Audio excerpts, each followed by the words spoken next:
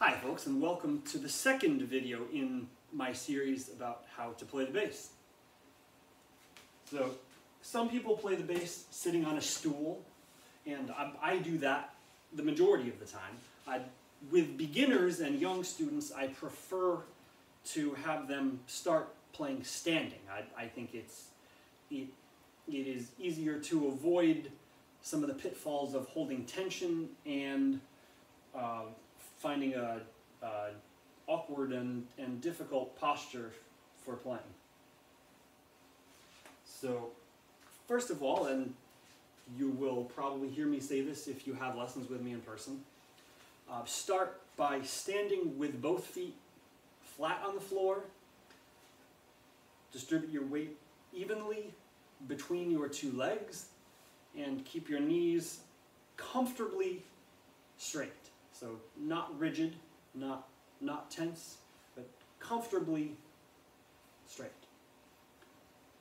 And now lean forward just slightly and feel your weight focus on the balls of your feet, but keep the entire length of your foot on the floor.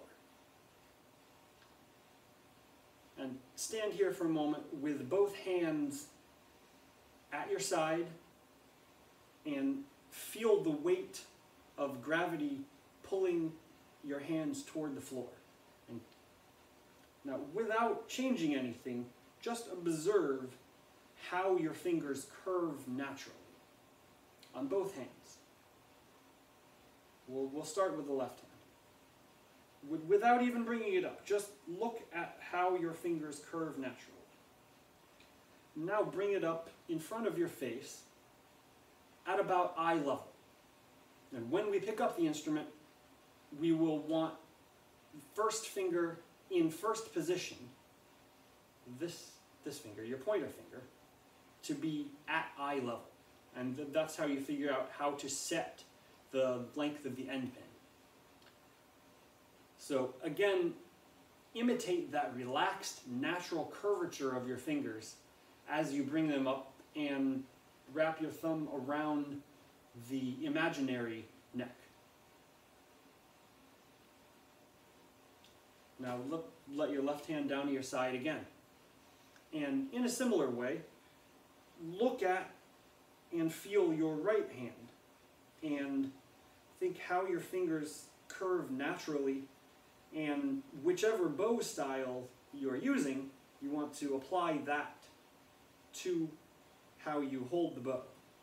If the bow hold, I prefer to avoid the term grip, because grip insinuates tension and using a lot of muscle, and we try to keep ourselves very relaxed.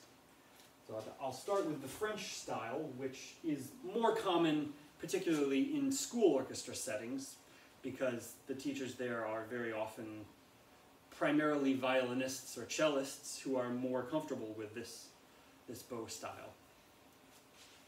So the way I like to play the French bow is to put my thumb in between the tongue of the frog, this part, and the leather wrapping, and then put my middle finger, the bigger knuckle of my middle finger, across from my thumb. And then drape the other four fingers across the top of the stick of the bow. Now, when I'm holding the bow like this, with the hair facing toward the floor and the tip going off to my left, I feel the weight of the bow on my thumb and on my pinky. If you have a French bow handy, you can go through this exercise with me. So just feel the weight of the bow between your thumb and your pinky, and try, even without dropping the bow, just hold it with your thumb and your pinky and allow the other three fingers to come off.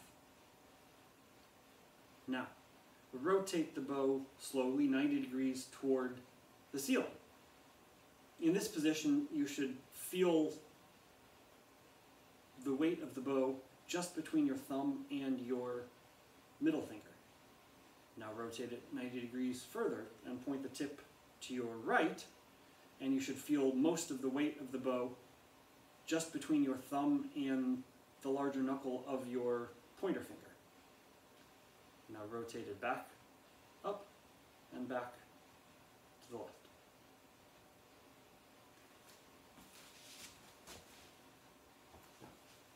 On the German bow, again, I like to think of how my hands, how my fingers curve naturally at my side.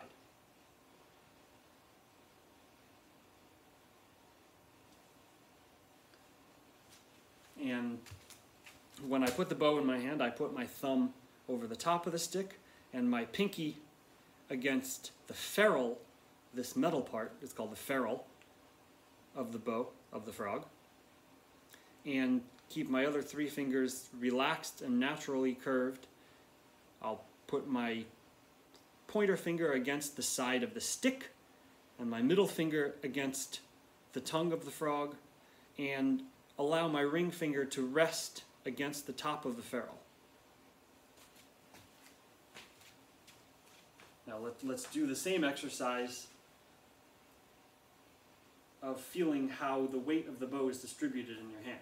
Now in this position, with the tip facing to my left, I like to feel the weight just between my thumb and my pinky. I can use the other three fingers just to balance it, but they don't hold any weight, and preferably they're very relaxed and hold little to no tension. Now, as I rotate it up toward the ceiling, I feel the weight of the bow come into the palm of my hand. And then we rotate it back.